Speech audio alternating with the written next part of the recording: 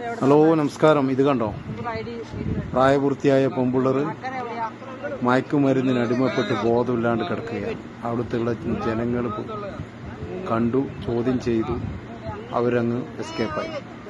ഇതെന്താ അവസ്ഥ? നമ്മളെ ഈ മാതാപിതാക്കൾ ഈ കുട്ടികളെ അച്ഛനമ്മമാരെ അറിയുന്നുണ്ടോ? ഉപ്പമാരെ അറിയുന്നുണ്ടോ? ഇതൊക്കെ കാണുന്നില്ല. അതൊക്കെ ഒരെണ്ണത്തിനെ നോക്കിയാൽ കംപ്ലീറ്റ് ബോധമില്ലാതെ എണീറ്റ് നടക്കാൻ പോലും കഴിയാതെ ഈ കുട്ടികളെ എങ്ങനെയെല്ലാം മിസ്യൂസ് ചെയ്യാൻ പറ്റും. അതൊക്കെ ഈ ചെറുപ്പക്കാർ കുട്ടികൾ ചെയ്തിട്ടുണ്ടാവുമല്ലോ. അത് നമുക്ക് തന്നെ പറയാതെ തന്നെ അറിയാൻ വേണ്ടി പറ്റുന്നില്ല എന്താ ഇത് അവസ്ഥ. ഈ ലെവലിൽ പോയാൽ നമ്മളെ പെൺപിള്ളേരെല്ലാം അവസ്ഥ എന്താണ്? ഏതോ അറിയില്ല, ഏതോ ചെറുപ്പക്കാർ, ഏതോ ഒരു പെണ്ണ്, പാവം മാതാപിതാക്കൾ ഇതൊക്കെ കാണുന്നുണ്ട്.